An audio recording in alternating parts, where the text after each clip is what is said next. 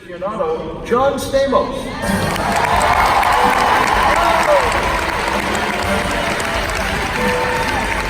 Good afternoon, everybody. Thank you very much. I am honored to be back here at D23 EXPO. I never feel more comfortable than when I'm in a room full of Disney geeks like myself. Can you turn on the house lights? Let me see the beautiful faces up there. It's cool now to be a Disney geek, isn't it? And also, I just became a D23 Gold member. Who's a Gold member out there? Who's not a Gold member? I have a lucky ticket for somebody. Hold on. Coming down. This is my cardio for the day. That's awesome. Here's my buddy down here. Daniel, you are now a Gold member. D23, buddy. Thanks, buddy. That's my old buddy Daniel. All right. You know I had to work so hard. Okay. I also want to say hello to all the Disney nerds out there, all over the world who are watching on the satellite. Hello, everybody. Hello to my big fat Greek family out there. They're not in Greece, they're in Gardena, but I wanted to say hi. Right here on the stage 2 years ago, I had the honor of moderating the D23 EXPO's Legends of Walt Disney Imagineering. The biggest thrill for me, of course, was to meet the incredible Marty Sklar. Marty began his career early on before Disneyland opened, and he worked all the way through, you know, being the head of Imagineering, and he was a great, great guy. He was so spry and so funny and so sharp. He literally put me in my place for the whole hour, and we have a really cute clip. Take a look. And then it's through inner space. Right, and this was Disney's answer to Haight-Ashbury, I think, at the time. It was a wild trip, and Claude was the genius who put all the things you saw in there together. That was the makeout ride. It was a makeout ride. You told me it was a makeout ride. Yeah. You had to use Old Spice when you went on your ride. Look, Marty passed away about a week after that. But to me, he will always be the keeper of the keys, conscience, the Jiminy Cricket of this organization, and he is very much missed. All right. Carry on Marty's tradition. Our presentation today features four very talented men, 4 men who are creative storytelling geniuses, and myself. But it's a lot of twos. I think we need a Disney-obsessed woman out here to help me moderate. I think the perfect one would be my wife, Caitlin. She has Snow White's gentle compassion for others. She has Cinderella's strength to overcome hard times and emerge as Belle to see the beauty in this beast. Here she is to help me moderate, which is code for interrupt me for an hour, Caitlin McHugh Stamos.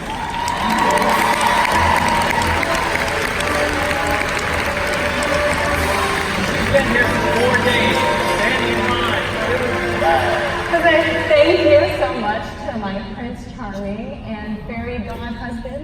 He's making all my Disney dreams come true, including getting to hang out with all of you guys here at the D23 EXPO! Yes! Everyone having as much fun as I am?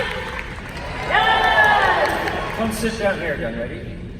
Now, let me ask you a question. What do you get when you mix one Disney nerd with another Disney nerd?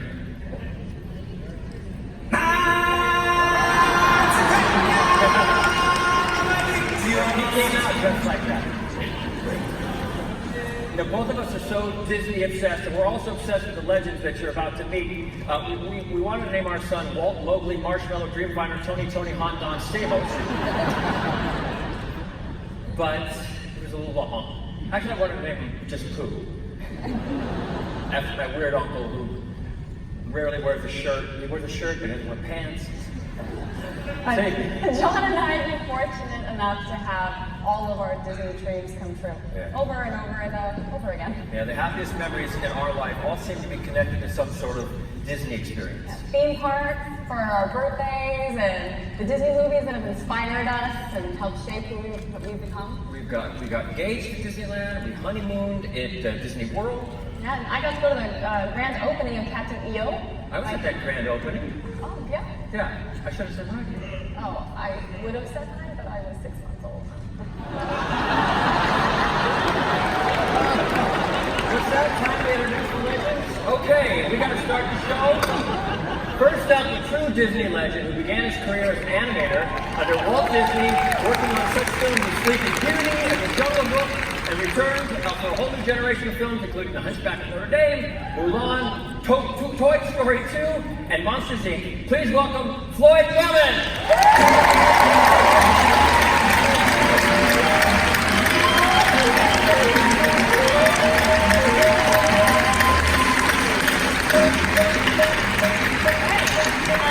Next up is the imaginary legend who helps us bring everything from Big Thunder Mountain Railroad to Star Tours, Indiana Jones Adventure, and Disneyland Paris.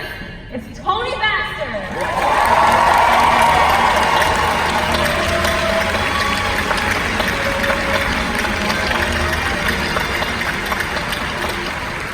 He's a prolific producer, director, artist, and author who was behind such films as Beauty and the Beast, The Lion King, Waking Sleeping Beauty, Frankenweenie, and Maleficent. Ladies and gentlemen, please welcome Don Hahn.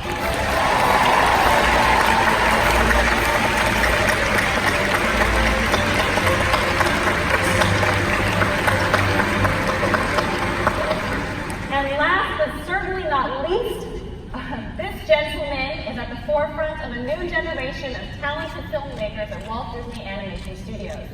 Paul was head of the story on Oscar-winning features Frozen and Big Hero 6. His directorial debut, Disney Animation's 2020 feature Raya and the Last Dragon, was announced just yesterday here at D23 EXPO. It's our new best friend, Paul Briggs.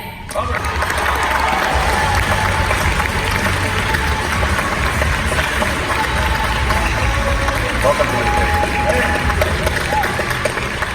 Let's ask some questions. All right. And let's start in the place where Disney storytelling began 95 years ago. The man himself, Walt Disney.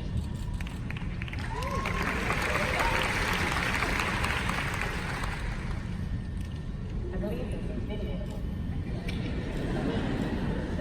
We have often been asked, where do we get the ideas for our stories? So on this program, we will try to answer in part this question. Potential story ideas exist all around us, and our storymen have been trained to closely observe everyday happenings with the thought of twisting a common occurrence into a cartoon story. Occasionally, we find that books are adaptable to cartoon ideas, or maybe a song will suggest a story. Walt Disney.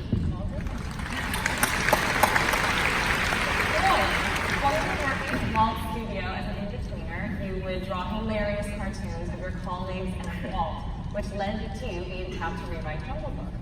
You say it was cool to be in that room with Walt as long as he didn't notice you. Why was that? And Walt was such an impactful storyteller. Can you tell us about Well, honestly, I think Walt Disney was an intuitive storyteller. It just came natural to him. He just had this gift, and I can't think of anybody who connected with audiences better than Walt Disney. He just knew what would touch an audience, what would move an audience. And Walt was just a great storyteller. It came natural to him. Being a Midwesterner, he really identified with the common man. And not only did his films play well in America, they literally went across cultures. I mean, fans loved Disney around the world. So Walt was just a natural, and it's difficult to find storytellers who are that good, and it just almost comes easy to them. So it's just a pleasure. And when they noticed your drawings, and you were kind of sassy with the drawings about Walt, so, but that got you noticed, and as you say, you went upstairs. You were the fortunate one to go upstairs, and you worked on the Jungle Book, right? Yeah, and that's because Walt's daughter, Diane Disney Miller, said that her dad was probably the best gag man in the studio. So Walt loved gags. Yeah. And so when he saw my gags about him and about the other Disney artists and animators, he knew that maybe I should have been in the story department. Funny guy. Well, storytelling is the currency of humanity. You know who said that, Don? I think it was me. It's so true. I mean, we pass along our beliefs. Stories tell us how to be human, dealing with despair and difficult times, but also in all of your storytelling, which I love so much, there's hope. There's always hope. And I think I speak for all of us that we need you guys more now than ever. So, no pressure. How have you taken that hope that Walt, captured so well and brought it into your films today? Well, it is inspiring because Walt's films always had that optimism to them, and his parks always had that optimism to them. But he wasn't afraid of showing all the sides of humanity. So he wasn't afraid of showing suffering and grief, right, and ridiculous comedy. And he was all about the entertainment of it. So if you could take home a theme or something, great, but he was first and foremost about the entertainment and the experience that the audience would have. Because when we go to the movies, we want to know what it is to be human. Right. We want to know what it is to walk in the shoes of those characters, whether it's Pinocchio or Mowgli or whoever. And that's what was so inspiring to me and what we try to do in our movies now. And you do so beautifully. Tony, now this is my great bragging right that I know Tony. We've become friends, and I'm so grateful for that. And 2 years ago, we had dinner, and I said, I've got to get you on Splash Mountain, because he created Splash Mountain, and it's my favorite ride. And to get that picture, when you go down the thing, and they take the picture, get a picture with me on the ride, Tony Baxter. Take a look. Wake up. Where is it? Where? Okay. Where is it? There it is. Look at my little dummy. I covered his face with my hand. I'm taking you back tonight, Tony. Yeah, we'll do it again. Tony, there is so much crossover between films and rides. How did you decide what to include from the films to create the Indiana Jones adventure? Well, it was pretty easy. You have to look at the things people expect and then depart from there. And there were certain things in that film you couldn't do without the rolling ball. That could not be a thing. And other aspects, you get the flavor of what the emotion of that ride was, or that film was. And it's all about action. And what was interesting, I'm losing my voice. In the early years when we started it, we couldn't have done what we did. We didn't have the technology to do it. So it was a case of the technology coming along and allowed that ride to actually happen. Because I think the unpredictability, the aspirational sense of being Indiana Jones, all of those things are what works in a story for a ride, as opposed to in a movie when you want to invest in the character. You become the character in our ride. So how do we do that? How do we get the rolling ball? How do we get the doors to change? How do we get a fire to happen every 18 seconds? Those are the things that are a challenge and must be there for the audience to get the effect of the essence of that film. And filmmakers have worked hand in hand with and become Imagineers. What was it like working with Mark Davis, Claude Brooks, Mary? Well, I was so lucky because I call myself the oldest of the youngest that got in there. That meant I worked with all these people. I worked with Mary, Claude, and Mark. Now, if you look at that sketch that Mark did of the pirate in the boat, straddling the boat in the dock, greedy with so many hats, you don't need a single word of a script or a traditional story to read that drawing. That drawing is visual, and everybody that's not paying attention in the boat gets it right away. And that was his particular thing. His staging was impeccable. I don't think any other Imagineer I have ever worked with had the sense of staging as well as character design. But in a ride where you only have a second, staging is everything in telling a story. And his things were impeccably done. Yeah. And then Claude was exactly the opposite. If ever there were two people that were yin and yang, Mark was gregarious and Claude was humble. But Claude dealt in the world of backgrounds at the studio. And we came over to Imagineering. He complimented Mark because he created these environments. And sometimes we don't give the background and the layout people the honor that the animators get. But in film, Walt once said about Cinderella that you wouldn't believe in Cinderella if you didn't believe in the backgrounds, creating a real place for her to live in. That's why when the magic comes and the coach changes and the dress changes, you buy into that because we did such a good job of establishing a world And that's what Claude did. His magic worked with Blacklight and Fantasyland and the Pirates of the Caribbean and the Haunted Mansion. Nobody could do that. And then Mary was just one of the most amazing people to be around in her understanding of shape and relationships of patterns. And she had some problems with her eyesight, so she wore 3 pairs of glasses. And that allowed her to see shapes or colors or anything else. So when you look at all those amazing patterns and everything, imagine looking through a kaleidoscope and getting all these different angles on it. And I think her childlike sense came through, and I know that both Mark and Claude loved working with her because she brought a look that they couldn't possibly do. Mary just had a way of seeing through the clutter and simplifying things down to a basic, design. Paul Briggs, I see you down there, Paul Briggs. Look at this handsome young man. I'm like a fan. I want to just turn my chair. Like, aren't you in awe of these guys on stage like we all are? But let me tell you something. After your big announcement yesterday, you belong on this stage just as much as anybody. Let that sink in. You're the next.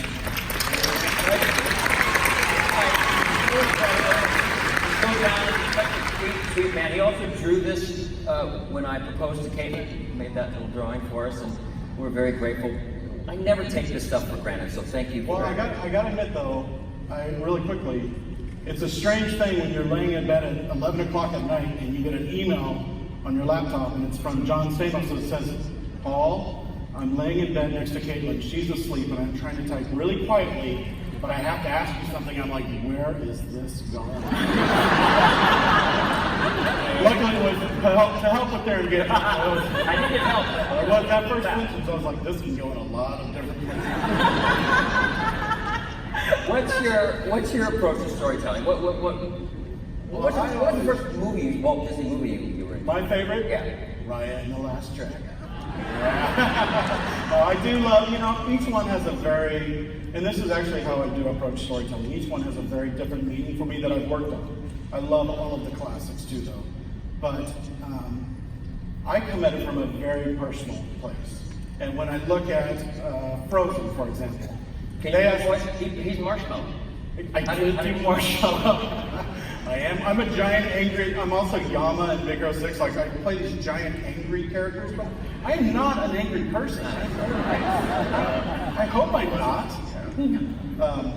But I do come from a very personal place. When they asked me to come on to Frozen, I was like, I don't know, princesses.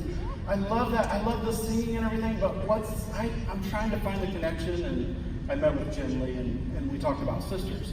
And I have 4 sisters, and I know, John, you've got a lot of sisters, so we understand sibling dynamics that are complicated.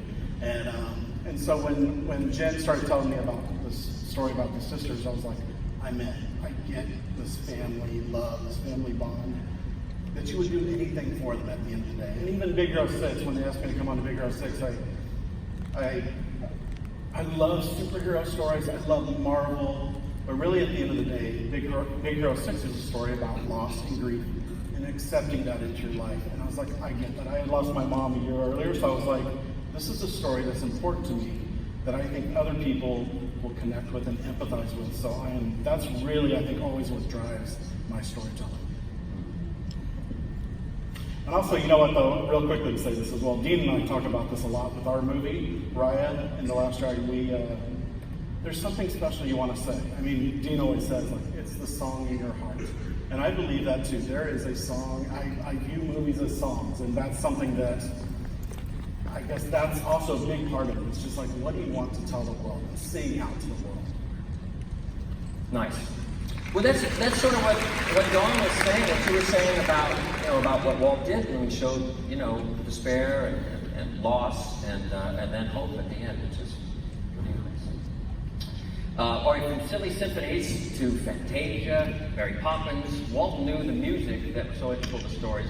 Dawn, you worked with the most iconic songwriters. You've done all these Broadway shows, including Beauty and the Beast. I'm sorry, took those, movies, Beauty and the Beast, The Lion King, The Hunchback of Notre Dame. Tell us about working with some of those composers and those lyricists. I think the thing they all had in common, whether it was Howard Ashman and Alan Menken or Tim Rice or so many other different people as they were storytellers. And that sounds obvious, but it's not. A lot of musicals have songs in them that are just meant for entertainment, or a couple falls in love, so you feel like they have to have a love story. And especially what Howard was all about was plot. You know, you could take a song like Ursula's song in Little Mermaid. Ariel has never met Ursula, doesn't know she exists at the first note of that song, and 3 minutes later, she's signing away her voice and signed this contract to go up on land. And that all happened in that song. Or the opening of Belle was all about Belle going shopping and meeting Gaston, meeting LeFou, and seeing everybody, and that was all in a song. So I think the amount of plot in a song, and what these guys always did that amazed me is, you put songs in a movie not for the only reason that this is the only place that your heart has to sing out. It's what you said. It's I'm so in love that I can't talk anymore, so I have to sing. Right. I'm so, angry at the villain, I can't talk anymore, I have to sing. So it's those moments, those peak moments of the story that those songs go in. And I think that's what makes not only the films of our era, but of Walt Disney's era so memorable. And the genius of Walt and you and some of these direct Paul, like you'll look and you'll go, you know what, we need a song right here, right? Just put it there to help tell a story or to move. Yeah, and a lot of times they don't work, and a lot of songs fall by the wayside. And like Candy for the Love Tonight, we tried to cut that out of the movie because Lion King isn't a love story, and so we did cut it out of the movie for a while. And then we thought, well, let's have Clement Timon sing it because maybe it'll leaven it and be more fun. And then we showed the movie to Elton, and he convinced us to leave the song in the movie. But he had a good reason for it. He felt like these are the songs that Disney movies are made of, those emotional connections. And of course it went on to win an Oscar and everything else, but he was right. It's that emotional connection you have to the characters through the music. It is a love story. That movie is a love story to me, especially the father-son. Go ahead. You've worked with Alan Menken and Howard Ashman. How was working with them and how they helped mold the stories? Wow, they were incredibly involved in it. So if you look at Little Mermaid or Beauty and the Beast or Aladdin, they were there all the time. And Howard was going back and forth between Los Angeles and New York, and Alan was in Los Angeles for extended periods. And they were in the story room. They were with these guys, with the story crew, coming up with ideas. And at one point on Beauty, we took all the storyboards back to Howard in New York, and it was so challenging and fun because we'd be ripping things off the storyboard and repinning things, and Alan was there with a portable piano. He was trying to workshop this stuff and make it work all the time. So amazing people, but right there in the room, they weren't ivory tower writers. They were right there with us in the room, and I think that's why those songs feel so integrated into the story. Do we have a clip of from your movie? Yeah, well, this is a clip of Howard. This is 30 years ago, and it's Howard when he first arrived at Disney, lecturing about Little Mermaid, and he's talking about the song "Part of Your World." And you think, oh, it's just a love song. It's no big deal. It's just about love. It's not at all about love. It's about how she's trying to get up on the surface and all the seeds of story and plot that he's planted in the lyric of that song. To hear him talk about it is really amazing. Okay, so that's got a lot of very, very specific information in it. This is something that, there are a couple of ways you can write songs like that. If you look at most songs in that vein are less specific than that, to be quite honest with you. I was interested just for myself in trying to give more specific information and yet keep it feeling like a ballad. It's her dream. You're not going to miss what the film's about. That's the central issue of the entire film. By having her sing it, makes that point indelible. She wishes she were, at the end, she will become human. That's what she wants. And I don't think we can get mistaken at that point. There's some foreshadowing involved in it. It's funny, when you think of the lyric, it is complicated, even though it's simple. There's foreshadowing there when she says, what would I give if I could live out of these waters? What would I pay to spend the day? Fact is, she's going to make a deal with the devil and see that she's going to give up her voice, she's going to give up a lot, especially she's going to give up practically her life. She's going to have to pay something very important. So there's foreshadowing involved there. Wow. I sort of asked you, Paul, about placement where you need a song and where you put it, and I think we have a clip that you haven't seen yet. From Frozen, actually. actually. It's featuring Kristen Anderson Lopez and Robert Lopez with Alan Menken, Stephen Schwartz, and Lin-Manuel Miranda talking about a moment that you helped inspire. Oh, I've never seen this. Animators are such believers. They are the most dear-hearted people. And then the best meetings too, because you leave the meeting and there's 3 drawings of you, because everyone's doing it. Exactly. And then you frame them or put them on the wall. Sometimes it's not very flattering to film. So I would love to hear from everyone about a moment in their movies that was actually inspired by a visual. Like for us, Do You Want to Build a Snowman is all written because we were trying to figure out how to get a backstory of the girls that you could actually feel. And we were talking, and during that time, our head of story, Paul Briggs, drew 2 girls on either side of the door. And I was like, Paul, what are you drawing? And he brought it up to the camera, and we were like, that is Do You Want to Build a Snowman? And I find that writing for animation, you just get all of this amazing inspiration from them. Wow. Oh.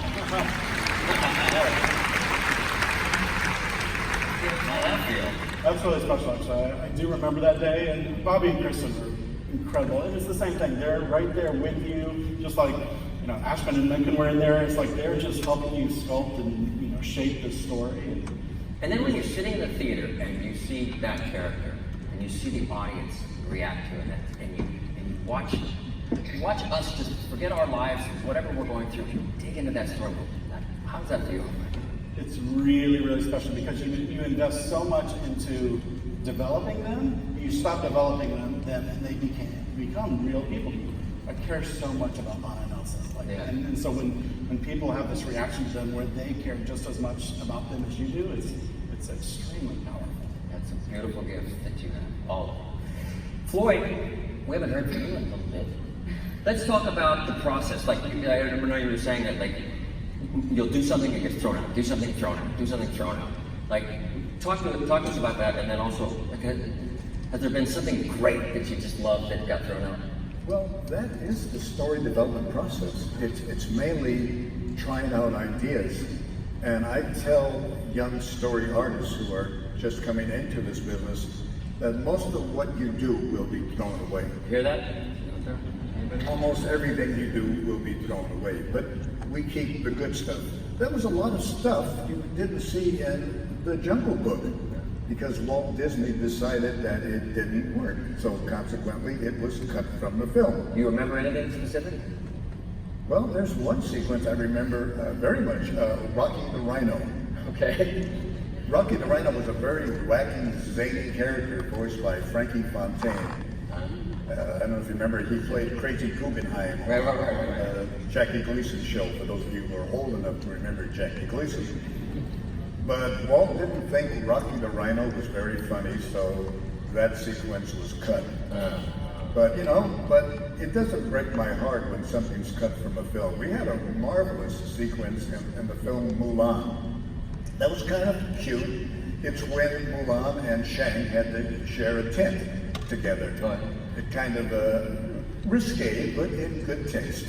And it was a hilarious sequence. It was really funny, but it just didn't work with the narrative, so that very funny sequence had to be cut from the film. But it didn't break our hearts. That's just part of the process. Tony, back to you. I have waited hours and hours in lines for your rides. Over and over and over again. I've been going to Disneyland my entire life, I'm in my 30s, and I am still not tired of them. How do you do that? Well, I have a secret. You know, most people design something for the first and only viewing in a film or whatever, but with the rides, you know they're going to be doing just what you did, or we'd be out of business, you know. So I designed the attractions I work on for the 20th ride, which means you have to ask yourself, I've waited in line 19 times for an hour, why am I in this line again? And I think the best answer to that was a storyteller's postcard to Walt Disney. Does everyone know Ray Bradbury? Yeah, okay. So imagine Ray Bradbury and Charles Watt in a Peter Pan pirate galleon. This is absolutely true. When he got out, he went over to the postcard rack and sent Walt a postcard that said essentially, Walt, I'll be eternally grateful. Today I flew out of a child's bedroom window over London in a pirate galleon on its way to the stars. Wow, and that's what it's all about. You are flying that journey and making the story to reflect the kind of worlds that these guys created. But this time at Disneyland, it's your chance, and that doesn't get old.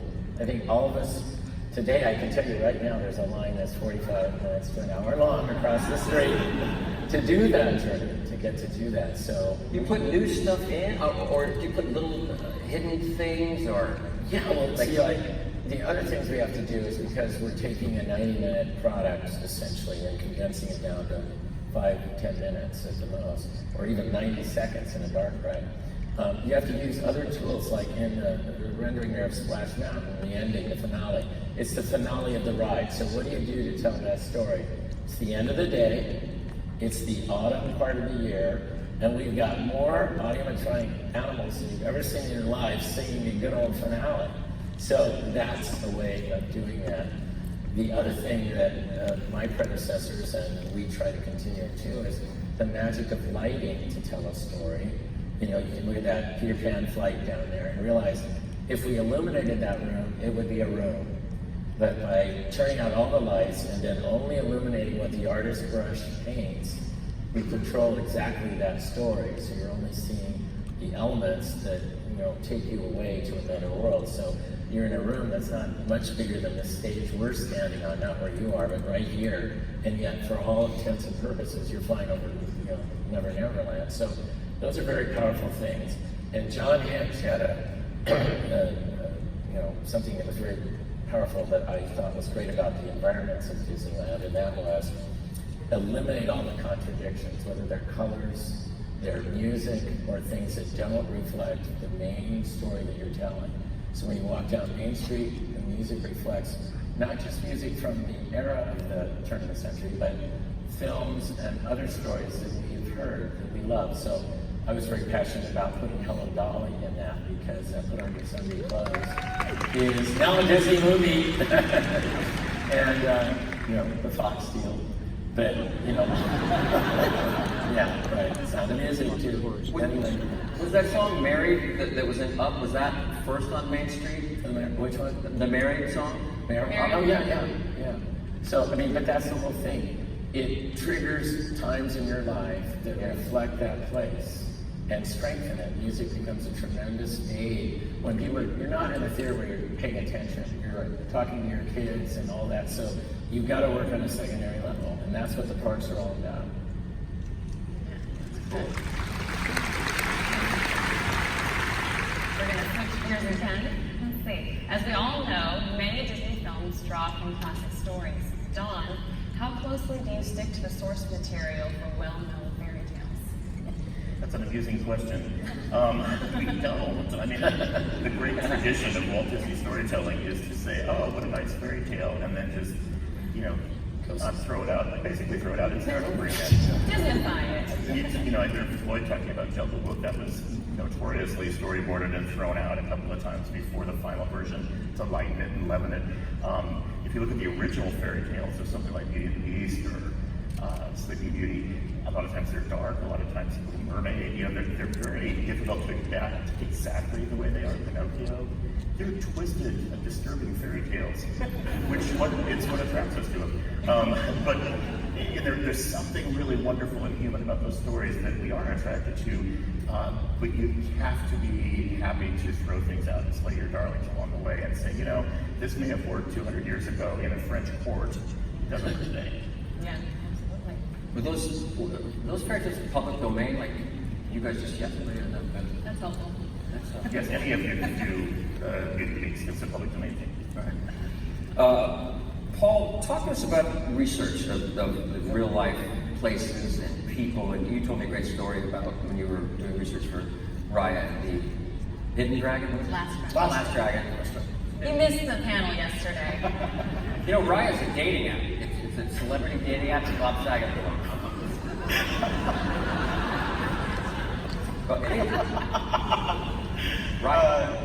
Research is super, super important. I mean, we're constantly striving for authenticity in our films, and because we're creating a fantasy world, the world that Raya and the Last Dragon takes place in, is in this place called Kumandra, but it is inspired by Southeast Asia. So we were really fortunate. Whole team of us, we traveled through Vietnam, Thailand, Cambodia, Laos, down to Bali and Indonesia, and it's a really interesting thing because there's research that you're looking at these incredible environments and landscapes. I mean, Angkor Wat, everybody should go visit Angkor Wat. That is an incredible place. But for me, it's much more emotional research. In Laos, for example, we're invited to take part in this. It's called Basi Suquan Fest ceremony, and it's basically all of the elders and some family members from this area come together, and it's a blessing ceremony. And they actually always keep this one on. I've had it on for like a year now. It's getting a little dirty, but it's this white man. I had all of my arms were covered with these white kind of string pieces of string because each of these elders comes up to you, and as they're tying this little string around your arm, they're telling you this good fortune, this blessing of safe travels, of where you're going, and to know that they're with you, and that they have love for you. And it's this beautiful thing to experience that, to sit back and go, this is something that I want to take back with me to my family, and know that my family members even are loved and supported and give them a blessing. So it's really impactful when you experience those things in other cultures, because it just helps you in a strange way look at your life better, and you learn from them, and you just kind of look at it and you go, this is what our world needs more of. I love that so much. So that stuff starts to just inform even the story you're telling about bringing people together. And did they know that you're doing research to do a movie about them and their culture? They did, yeah. I always approach it when I come in. I try not to hide anything, and I'm always very open with them, and I say, this is the story we're telling, because that's really how it begins. It begins with me and Dean sitting together going, why is this story important to us? We're looking at our own families, we're looking at our boys, our children, and we're going, what is the message that we want to resonate with them? And so when you have this kind of fantasy world, but then this very personal story, you go on this trip, and when you share that story with people, they really open up and they go, I understand what you're trying to do. And this is what, and just from an observer, I'm sitting there looking and they're going, this is our world and how we're approaching something very similar, which all of a sudden makes the world seem a little bit closer together, which is a beautiful thing when we can see like someone on the other side of the world is dealing with something very similar, but not the same. It's a small world, after all. That's where that's going. And the Notre Dame Cathedral? Yeah, with Untitled Notre Dame, Victor Hugo, when he wrote that novel, said he climbed up in the towers of Notre Dame and he saw carved into the rocks the word fate. And that was his inspiration for writing this amazing piece of literature. And so we did. We got access to the towers and the bells of Notre Dame and climbed way in the heck up in the air. And there's something about it, it's the emotional travel that you're talking about, where you're absolutely transported not just to another time, but to another ethic and aesthetic and cultural time. It's like time travel to stand there and look at these bells that were forged 300 and 400 years ago, and the beams that have been up there from oak trees that grew 400 years ago. And it's emotional. And then you have a setting that you can put those characters in. And that setting becomes the storytelling as much as the characters themselves. So yeah, that travel was really moving, and the wine was really good too. There's something that I didn't know until today, that Walt Disney Studios, they created the storyboard first. They did it first, and now we're using films and television and creating rides. Floyd, tell us about, what is a storyboard for us? Well, the storyboard is simply a visual narrative. It is the way of visualizing the script. And it's because motion pictures happen to be a visual medium, it's hard to think of making a movie without thinking in terms of visuals. Now for me as an artist, as a cartoonist, I tend to see everything in pictures. So to me, the images always come first. And then I add the words later. Now, back in the early days, Walt Disney was the only studio creating storyboards. But now storyboards have become, everybody uses them. Big films are not done today without storyboards being created first. Guys like George Lucas and Steven Spielberg, Alfred Hitchcock used storyboards extensively to nail down his visuals. But it all started with Walt. It was all Walt Disney storytelling that gave us the storyboard. Is that you? These are your drawings. These are yours, right? From yeah, I think so. And some shots of Walt as he. He used to draw, goof on all the colleagues. Put him up on the. Do you guys do that, Paul? Is that what animators do? Yeah, it's actually every April 1st we have a caricature show, which is brutal. It really makes you reevaluate everything in your life. So it's still going. And nobody's safe. Jen Lee, everybody is on the fair game. Do people know whose style it is? I mean, Walt knew it was you, right? He said, hey, you smartass, come up here and be funny. Right? You mean on the storyboards? Yeah. We all drew alike. So many of us on Jungle Book, Dick Lucas and Eric Cleaward, Vance Gary, and myself.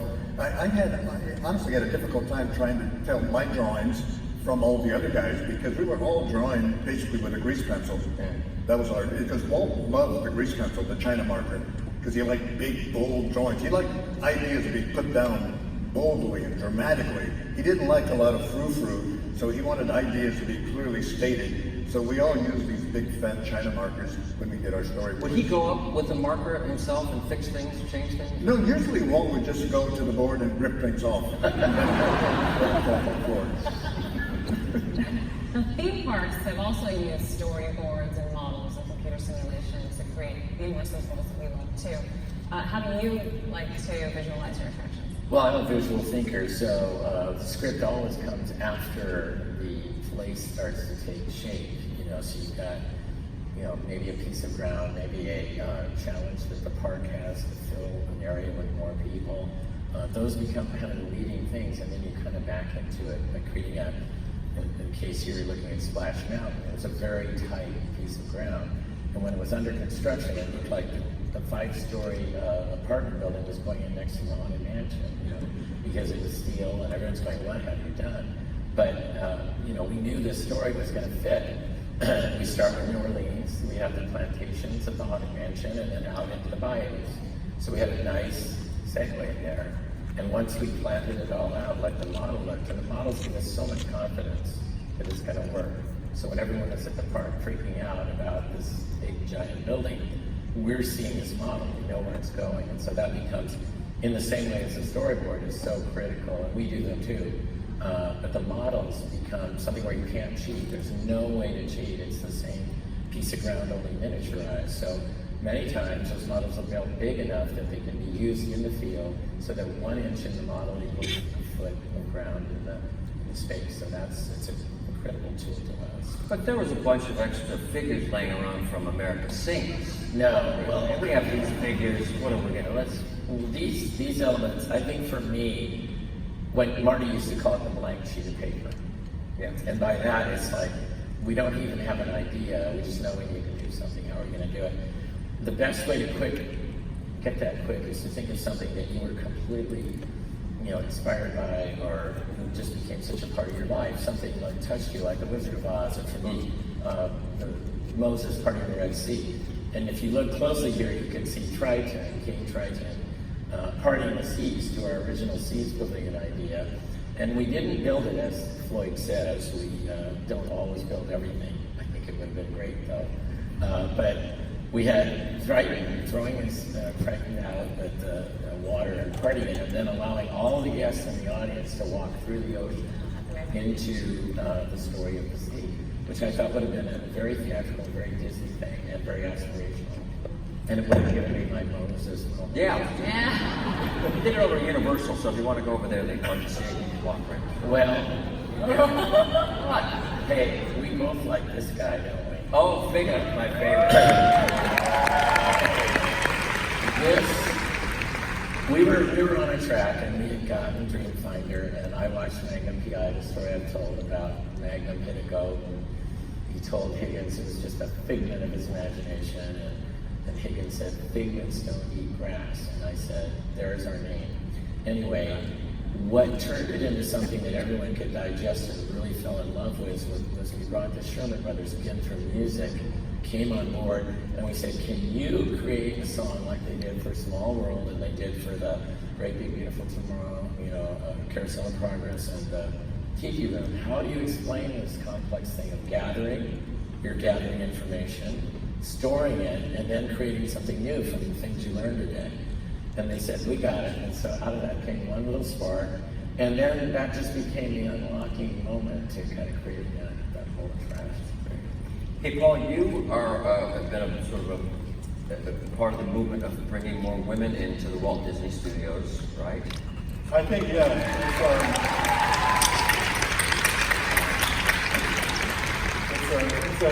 It's interesting because Floyd and I were talking earlier about just the story process. And really, it hasn't changed that much over many, many years. It's funny you bring up the rhino thing because I actually have that photo stat behind my desk and I keep it as reference of it's a Bill Peet sequence. Incredible economy of boards. So storyboarding hasn't really changed that much. What I see really changing right now is this dynamic, and it's awesome. A lot of women coming in animation. Half my story crew is women, and they are incredible. They're super smart, and I love it. I think they're bringing all these really powerful stories, even like within the studio. There's Natalie Norgott, who just showed her short here, and of course Jin Lee, our Chief Creative Officer. And even Josie Trinidad, like there's some really incredible women in the studio right now. And it's a great time, really. Because when I started, there weren't a lot of women in story, and now I look at the department overall, and I'm extremely excited for this change happening. Good for you. And you were the head of story for Frozen, right? I was. Yes. Yes. It was an amazing experience because, again, like working with Jin Lee and Chris Buck, I have so much respect for them and the songwriters too. So in that movie, we were just talking about how films get, you'll be working on something for a while. Frozen at first was this love triangle between Kristoff, Anna, and Elsa. And Elsa and Anna weren't really so much sisters. And so at that time when I saw the movie, I wasn't on it, but I looked over there and I was like, nope, I don't want to do that love triangle. That's not. And then all of a sudden that whole thing was thrown out. It's like now this becomes a story about sisters. So it's really exciting. And plus I think too, what's fun now is, like I was saying before, storyboarding really hasn't changed much. We're drawing completely digital, which is really fun. And we pitch now, rather than on these boards that you saw even Walt pitching, we actually come into the story room and we pitch these stories just digitally on the screen. So we're going through them. And these are some of my boards from Princess and the Frog. So I kind of just go through these things and pitch them digitally. But it's the same exact process. You still draw it, right? Still draw, which is really hard because you're a writer and you have to visually communicate. It's all about visual communication, and these ideas. And so in some of the hardest storyboards that I have to draw, I know when they are coming because it's, even in this song sequence, Mama Odie's song, there's a line in the script. We work a lot closely with writers, but there's a line in the script where it says, Naveen looks over and falls in love with, and you can see in his eyes, he's falling in love with Tiana. And I was like, how do I draw that? And it's incredible because I spend a whole day drawing just 2 eyes, where I'm like, no, he's not in love, he's not. And it all came down, it was really funny because it all came down to just a slight, like I drew a pair of eyes, and then all of a sudden it was just a little bit of the eyes just opening just a little. And it's really it's more about what's happening behind those eyes. I'm going, this is the person I want to spend the rest of my life with. Which I know that feeling, and I'm just trying to capture, which is such a hard feeling to capture in a drawing. That's when you're like, I shouldn't have chosen this profession. I could have been anything else. Why did I choose to draw? It's so hard. But when it works really, really well. And that's the Disney magic in our movies. I picked the right guy to email to help me with romance. He's such a perfectionist. He came over to our house and there was a beautiful Winnie the Pooh on our son's nursery. And he took all day doing it. He was such a perfectionist about how it was going to do it. When I first asked him, I said, do you have like an intern who would do this? We don't want to, and he was like, no, I don't trust one. I'm doing it. Want it done right. It was beautiful. So beautiful.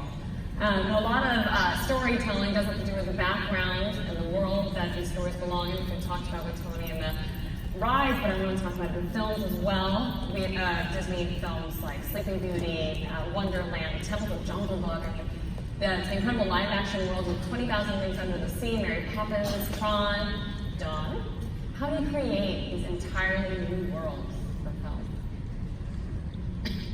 Wow.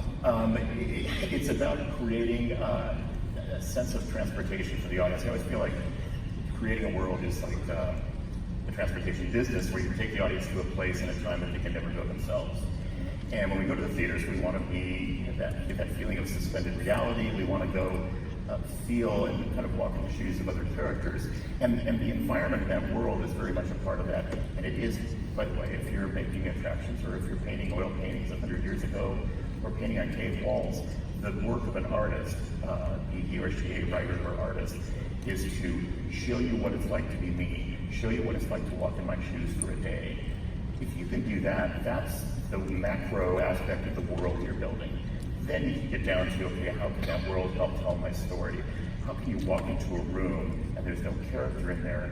Like if you were to walk into my bedroom as a kid and I weren't there, you would know everything about me, which I won't reveal right now. But you do, you learn about that. If I were to go into any of your rooms and rummage around, which I'll do later today, you'll understand who that person is, and that's that transformation, that's that world building that we all try to strive for. That's interesting. And Paul, you've done Zootopia, which is a whole incredible world. I mean, tell us about that. Big Hero 6. Big Hero 6. Yeah, well, it all starts with that. You want to be, when you go to a movie theater, you want to be transported to this magical place. It's this escape from the world you're in a way. You go, okay, everything that's going on in the outside world, I don't care about anymore because I am here. And I really appreciate when, again, it comes back to research and authenticity, and you can see that the filmmaker has done their homework, and you start to build these worlds, but they make sense. I mean, even with Zootopia, there was a ton of research just done in animal relationships and the dynamics between certain animals and herbivores and carnivores. So there was all this research done that then starts to influence design and construction of sets, because we have to build everything from scratch. Nothing is given to us for free. So you got to make a door for an elephant, but you also have to make a door for a mouse and everything in between. So there's just a lot of just research again. Do you ever just lay in bed, like right before falling asleep, and just have ideas? Does that ever happen to any of you guys? It's a dangerous thing. It's a dangerous thing. I call it the story Rubik's Cube, because all of a sudden my brain starts solving story problems. I'm like, okay, I actually have an old, like, vintage Game Boy that I'll play Tetris just for a second, just to make my brain stop. There's so much to do. I did mine on traffic jams. Oh, really? Like an hour every day, Something hit you in the middle of the night. Because you're completely focused on just the rear bumper of the car. Yeah. You want to talk about color? Floyd, tell us about color. Well, Don had spoken earlier about Mary Blair, and Mary had a tremendous influence on the Disney feature films. She had such a brilliant color sense. And I remember going to Pixar animation studios in the 90s to work on Toy Story 2. And one of the things I noticed was a lot of Mary Blair color concepts on the walls of Pixar. And I'm thinking that Mary probably did these sketches in the 40s or 50s. And here we were, years later, and a whole new generation of artists still referring to the beautiful color sense of Mary Blair. So she's had a profound influence on animation, both at the Walt Disney Studios and Pixar. Tony, you talk about color, lights, black lights in the ride. Yeah. I noticed, when you go into some of your rides with black lights, you can see who has caps and who, Yeah, right. Well, again, there is that. Black lights are great in the kitchen too, if you want to spoil your wife's cleanliness there. But no, all of these tools, whether it's black light or it's the technique we created on Indiana Jones to give you the sense of motion as you're going through a ride, and feeling the experience for the first time, telling a story through experiential feelings. All of these are no different than the original paint that was put on a cell. They're just another tool that we have to tell a story in a more meaningful way that immerses you more deeply in it. And so I think that's always been a tradition of Disneyland. And when those original blacklight rides were created. I think they were the most immersive things that had ever been done. Maybe the Jungle Cruise I would put in that too. After seeing the film that's been generated out of that yesterday, it looked fantastic. So I think a lot of people have those rides as a communal experience that's lasted for coming up on almost 65, 70 years. Yeah. To infinity and beyond, what's the future of storytelling? Technology, will that come into play more and further change the way you guys? Well, technology's evolved over there, like Smuggler's Run, and wait till you see the other one, and I think I could talk a little bit about it because you saw it today. It involves so many different technologies that have got to work together, and that's why it's taking our team a long time to deliver this, is to make sure all of those things work. But when you move through a seamless experience, crossing from one type of transport to another, it's extraordinary. Nothing like that's ever been done before. But at the end of it, it's just about telling a story. If you just put it there to blow people away to the technology, it wouldn't work. It's like when Star Tours was fresh, when we did it in 1987, we all thought, we'd have a good year if we just made a fun bump in the dark kind of simulator ride, but we put it in concert with Star Wars, something every kid grew up with. And here it is now. We're plus 40, I think, almost on it. Close, anyway, 89, 30 something. And it's still got a line out there because it's not that it's a simulator and that was breakthrough in 87. It's that it takes you, allows you to go into that world. And the world building thing is going to be awakened like never before with all these technologies. Floyd, you've been telling stories a long time. What do you think the future holds? Well, I've been able to, kind of like see the transition. I mean, I started out old school Disney. When I came to the studio, Walt and his artists were still making films, pencil and paper. Everything was hand-drawn, hand-created. And then transitioned to Pixar, where I went up to Pixar and saw animation totally change, totally transformed by the new digital medium. So, but I think one thing will remain the same. Storytelling is basic. Whether it's done by hand, whether it's done by computers, good solid storytelling is Disney. And that will always be with us. That's beautiful. Very quickly, though, we have a few more minutes, but I want you all to go down the line and tell us what story influenced you or moved you the most? Paul. Start with me. I think a really impactful story, I would say, is that changed my life, honestly, was when I was little. I was in this bookstore, this Walden's bookstore in Florida, Boca Raton, Florida, and I found this book called The Illusion of Life. And this is a book written by Frank Thomas and Olin Johnston, two of the 9 old men. And I started flipping through this book, and it was my creative Bible. I thought this is something that people do, people draw. And it was a really big book. That book is like this thick. And I remember my mom came up to me in the bookstore. She's like, "Where have you? I've been looking for you forever. Where have you been?" I was like, "Mom, this book." And we were at the time pretty poor. And I remember her holding this book and flipping it over, and I could tell her eyes were looking down at this price tag on this book. It's an expensive book. But then I just remember her looking at, and it must have been my eyes, but she was like, "Okay, we'll get this book." Oh, thank God. I thought she was just going to steal it. This could have been tragic. Could have been a tragedy. Again, I could have. But I swear, even as we were walking through that mall, I was still just flipping through these pages, and I was like, I thought, I have to go there. That's this magical place that are people like me. Like, I was constantly drawing, and even in these drawings, I could tell right away there was emotion and life in these drawings, and I was like, I want to do that. And my mom, to all her credit, really kind of put me on that path of going, there you go there. And here honestly, I'm super fortunate, and it's an honor to be sitting now on the stage. Don Hahn?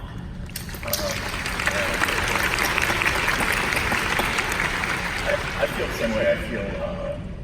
I always feel like, why am I here? Because it's such a collaborative medium, and I think all of us understand that, is that we work with hundreds and hundreds of brilliant people, and that's, you know, we might be spokespeople for them, but we're collaborators. And when I was growing up, the movies that were mostly influential to me were, you'll laugh at some of these. One was Charlie Brown Christmas, because it's a perfect movie. One was, I mean, when you analyze it, it is full of heart. It's not the most amazing animation you've ever seen. The studio tried to cancel it. It was never to make it on the air, but it has that great jazz score and everything else. It's so moving to me. The one that I think traumatized us all was Wizard of Oz. Yeah, Where probably caught me at a young age and still haunts me every night. Tony? Well, Sleeping Beauty was when I was 12 years old, and I think I sat in the theater 3 showings to see the dragon fight at the end of that. So that impressed me. And then I think stop motion work of Ray Harryhausen was another thing that... Which one? Ray Harryhausen, who created the Seventh Voyage of Sinbad and the Jason and the Argonauts. Those were real, but not real. It was something that, it was before CGI, and so it was a primitive way of seeing animation in dimension. And that got me, I think, to think about getting into the dimensional side of this, and finding a way to bring creatures and places to life in a dimensional world with that incredible styling of Ivan Earl and Sleeping Beauty. If I could marry those two, amazing. Floyd? Walt Disney's probably shortest feature animated film. I have to thank my colleagues, the wonderful Dick Humer and Joe Grant, for giving us a little film called Dumbo. The film that really influenced me as a kid. Well, gentlemen, discord is at an all-time high, decency at an all-time low, but thank God we have gentlemen like you and the women to tell these stories and lift us up and make this world a better place. Thank you very, very much.